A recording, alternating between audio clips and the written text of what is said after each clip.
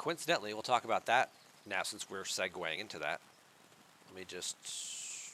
There was something I just thought. Oh, I wanted to go check the Bajorn store. Could see if my timer was up here. But so if I don't know if you guys managed to catch any of this yesterday. I only caught bits and pieces of it because I was at work when DJ was running his podcast yesterday. But he had one of the game developers, Mr. Tiger, along with Eco sitting in, just to make sure DJ, didn't didn't get out of line.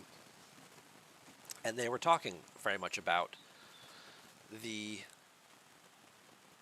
Borg loop, the Borg Armada sourcing, and all of that fun stuff. Hopefully, he'll be putting whatever edits together and putting that out for consumption.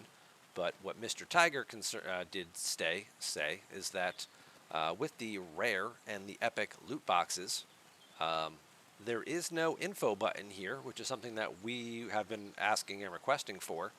But he did let people know that when you do one of the chest pulls, the basic chest pull has 4 epic officer pulls and 4 rare officer pulls that are guaranteed each chest.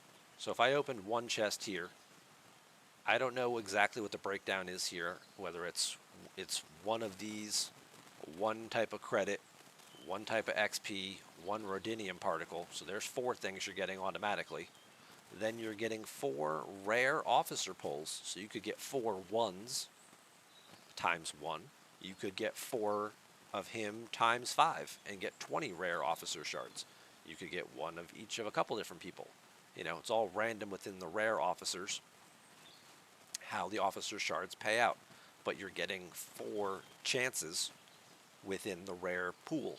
And you're doing the same thing within the epic pool. So I could get, 4 Hue shards, 1 apiece. I could get 4 rolls that give me 5 apiece and get 20 Hue shards. Or some combination of all these other people in between. So that's why they said that they changed the directive sourcing, and why they made some of the events and things that they've run this month, like the solo SMS and things, the XSLB, giving out less Hue shards, not having a paired SMS with it this month, was because they already put the sourcing for these officers in the game already. So unlike other officers like Bashir, like Odo, where you're not sure where the sourcing is going to come from, and they had to give you more shards up front, they felt that in order to sort of balance it against previous events, that they'd be giving you less shards up front because more sourcing is already included. So people can continue to backfill these officers. And on paper, when you look at this, you're thinking to yourself, well, if I really want Galinar and I really want Hugh, those are the 2 new officers, man, my chances are really watered down in getting that. And that was kind of the point that they wanted to clarify, because they don't have the little button here to tell you what you get in each box. And, we did say, hey, that would be a really useful thing to add so people know about this. But I'm going to tell you, just in case you didn't hear about it. And again, I missed part of the middle of this conversation because I was at work and work stuff popped up. So if you guys heard anything additional that you want to share, please feel free to educate me on something I may have missed. But yeah, the fact that you could get potentially up to 20 Hue shards if you hit the jackpot, that's why they don't have the full pulls like they do, or the bigger officer pulls like they have in the Bajoran store. If you go look at your Bajoran loot, and by comparison, your Bajoran epic loot exchange, you have your chance of getting 135 of Cisco or the full pull of Cisco. But you're only getting 1 roll per chest. So that's why it's like you hit the jackpot here, you get 110, or you just get 1 Cisco shard. Over there, you're getting 4 pulls from the officer pool. So that's why they don't have the full pull included. And I think it's an interesting mechanic to try out this way, and I'm kind of excited to see what some of the numbers look like over the next couple of days, as we start to get to the point where we're getting directives regularly and can start sourcing them and doing these armadas on a regular basis. Like it takes a little while to sort of, build up to that. So,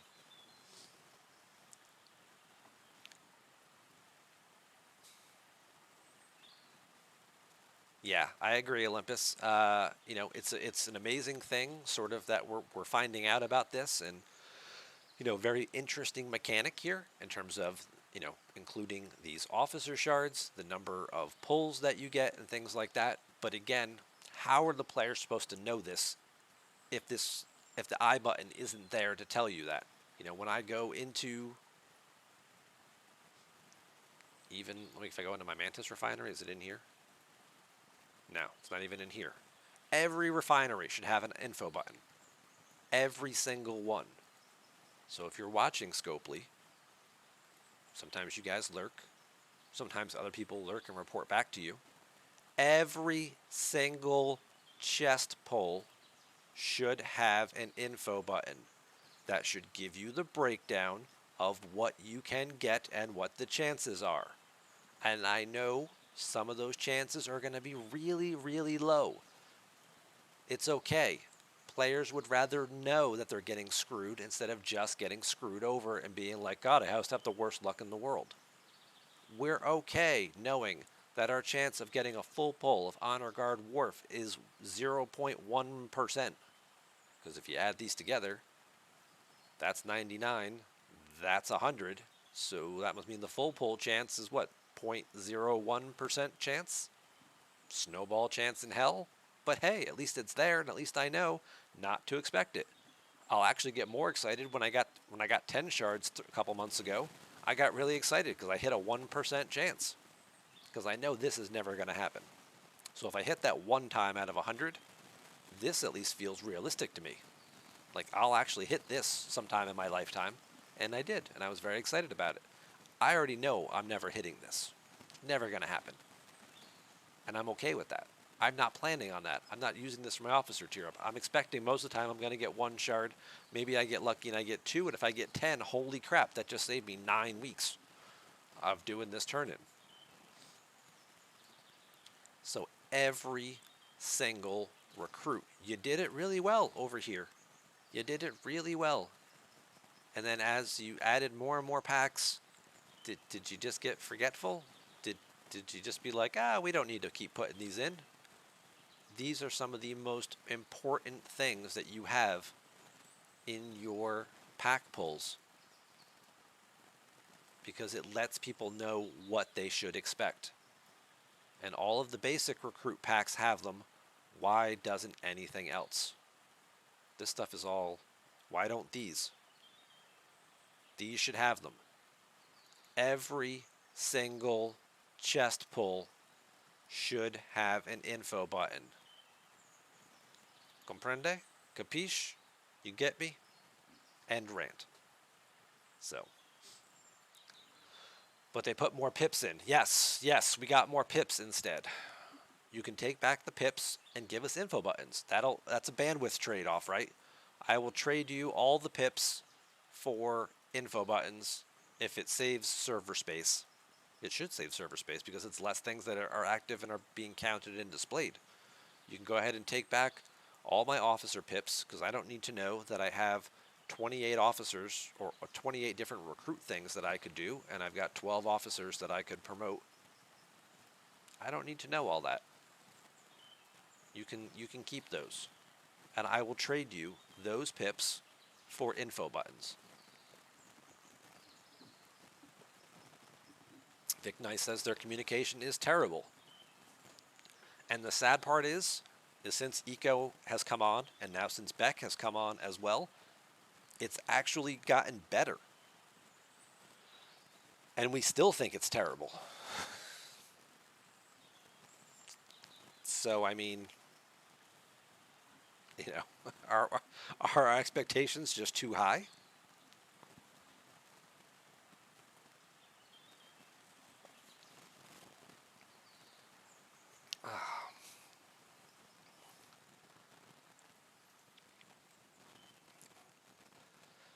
So there's tonight's takeaway.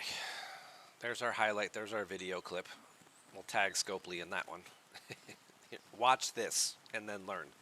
Uh, That's what DJ said. The bar is so low. Yeah, yeah. I caught part of that too. Like we've set the bar so low, like they could step over it. That's how low it is. It's impossible to limbo underneath unless you dig a tunnel. But yeah, as a company, they don't do a very good job of putting out information. They kind of pass it along third party, third handed, right? Rev and DJ and some of the other, Ripper and Stewie and Lube, they get some information about stuff a couple of days ahead of time, maybe a week or two ahead of time. So they can start asking all the questions the players are going to ask. So that way on launch day, they can tell the players, hey, here's what we met with them and here's what we learned and here's what's going on. But if, how many people are watching those videos? A couple thousand? How many people are watching, those live streams? 500 to 1,000 when they're on Twitch or YouTube that night, that day, that night. If there's 250,000 people playing this game, and we've got a lot of people in Europe and in APAC who are non-English speaking, who can't really follow along with our Twitch and YouTube content, how are they supposed to get this information if it's not already in the game somewhere for them? And that's the part that really kind of makes me mad and upset and frustrated is, you guys have us. We struggle, we learn these things, we ask the questions and we find them out. Lips, thank you very much for the follow. We find these things out, we pass this information along to as many people as we can get the word out to. But if you don't speak English, you have no idea what I'm saying, and you have no idea what I'm pointing at. Maybe you know what I'm pointing at, right? But so how are you supposed to get this information? If you're in Central Europe and you don't speak English, and you speak whatever your native language is, you don't know any of this information. There aren't really many content creators who are streaming non-English language Star Trek Fleet Command. And that is, if you look on the official Discord server, Eco said the other day there's like 250,000 active accounts that they had playing, and you assume some of them are duplicates, like myself, who have more than one account. Maybe, a quarter are that, so that's still like 200,000 accounts that are out there, but there's only 100,000 people on the official Star Trek Fleet Command Discord server. Rev's got like 40 or 50K on his, as does DJ, on theirs. So that means half the people who play this game don't know any of this stuff. And that's what makes me mad. So that's what 2023, you want your 2023 goal, there's your 2023 goal. Put more information readily available in the game through the info buttons, so that way your non-English speaking player base can continue to spend money and give it to you, because they'll actually know what they're buying. Especially in those countries where the exchange rate is so terrible that their packs aren't $99 like I'm paying here. They're more of the equivalent of like $120 or $130 because of all the extra exchange fees and penalties and things that they have to pay for their packs. We won't get into the discussion about pack value and how some servers also get less for the same people at the same ops levels and things based on level, because they're already spending money. They're already spending and possibly getting less for their money, and now they're having to spend more because of the fees, which, again, not much you guys can do about it. That's just what Scopely gets charged. They have to pass that along to the customer. So they still keep their bottom line the same. But you might actually see more people buying stuff if they actually know what the percentages are of what they have the chance of getting. The well-informed consumer? Crazy strategy, I know. But we've tried it 4 years this way. Maybe we could try it the other way for 6 months and then compare some numbers and see what it looks like. So.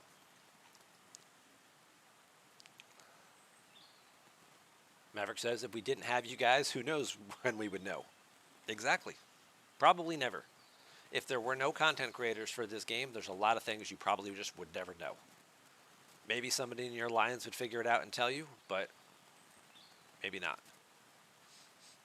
Vic, you appreciate all the videos and streams and everything, but a noob player should be able to figure out what is going on from within the game. 1000% agree.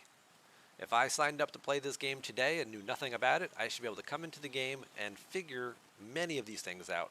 Obviously, there are little things and workarounds and things that, no, I'm not going to know and understand. But I should be able to go into this refinery and be like, if I cash in this Borg Epic thing, what are my chances of getting any of this stuff? Which, to answer Dean Smash's question, is no. This info button is missing on all of the chest pulls. It's only on the recruit packs. If you go into the recruit tab, they all have the info button that tells you what the breakdown is and what your chances are of getting stuff. They all have this button with these drop rates. But none of the reward chests have those breakdowns. Your G4 Rare Armada pack doesn't tell you what your chance of getting any of these officers are. I avoid this pack like the plague because it's 160,000 rare credits, and the only thing I know I'm going to get is 150 rare tactical cores. I don't know what my chances are of getting. Am I going to get one Lorca shard and one Curon shard, and that's it? And I'm going to spend 160,000 rare credits? No, I'm not doing that. But if I get, if I'm guaranteed to get 3 or 4 epic officer pulls and 1 or 2 rare pulls and Federation, faction credits and badges and directives, okay. Now I have a little more informed decision, and now I know I'm getting multiple chances at some of these pulls. I've got, maybe a 3 chance or 4 chance of getting a 10 times Lorca or 10 times 5 of 11. It might actually seem like it's a bit more reasonably priced and a decent way of trying to source these 2 officers and source Curon. But I'm not going to waste 160,000 credits just purely for the when I don't know what I'm buying. All I know I'm getting in this pack for sure is 150 rare tactical Armada cores, and when I need 6,000 to upgrade my Armada control center. What do I need? 6,600? 6,500. So I'd have to open that chest 42 times in order to get enough cores for that at 160,000 chests. 42 times 160K. 6.7 million rare Armada credits is what I would need. If I'm going to open that chest that many times, I'd really like to know what I'm getting for 6.7 million credits other than just the rare cores for this. What officer pulls am I getting? So it's actually against Canadian law. Pretty sure European countries mandate odds posted too. Sure. But I think the way they get around some of that stuff, or they have got, I thought there were rules against that too because it's considered gambling and things like that.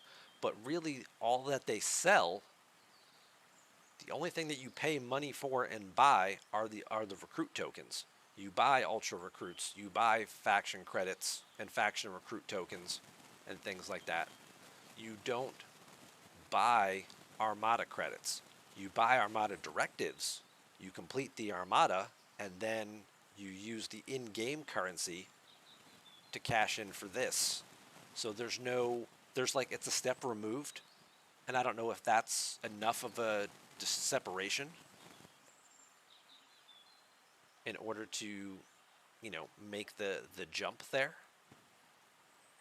That it's not against, some of those international laws, or even some of those American laws that may be on the books. So, Bricks with Justin, thank you very much for the follow. Welcome on in. Precisely because the gambling collection has to be anything paid for. Right, so we're one step removed because you're not paying directly for the Armada. You're paying for the directives, and then the reward from the directives then gets you the pack, so they're not technically required to do it. Just because you're not technically required to do it, though, it would really be very helpful to your player base, and they might be encouraged to spend more money and buy more packs and buy more Armada directives and do some of these higher cost things in order to get it. To answer Let's Form Voltron, hey, welcome to the show, first time chatter. How have I upgraded my ACC? Getting it past 40 with my rare cores, I've done it solely based on the Epic pack. I've only been doing this Epic pack in order to get my rare cores, because I know, the payouts in here are better, and because there's actually like G4 ship blueprints in them, and in here there's rare blueprints, and there's also larger amounts of faction credits and things. So I've solely been doing only the rare, and it's also a lot cheaper. It's like 50,000 epic credits compared to 150,000 rare credits.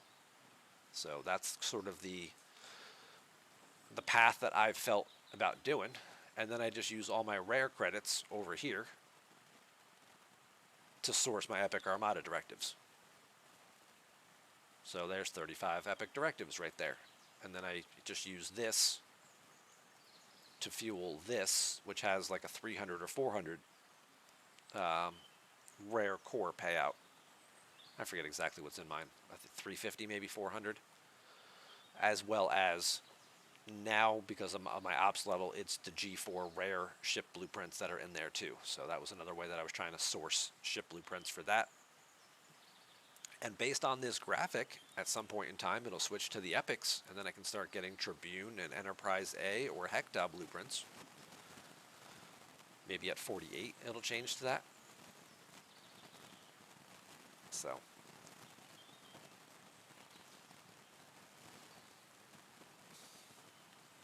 Dean Smash says they don't post the odds because you're pretty sure the odds change. Ever notice whenever you get close to unlocking an officer or a ship, the BPs dry up?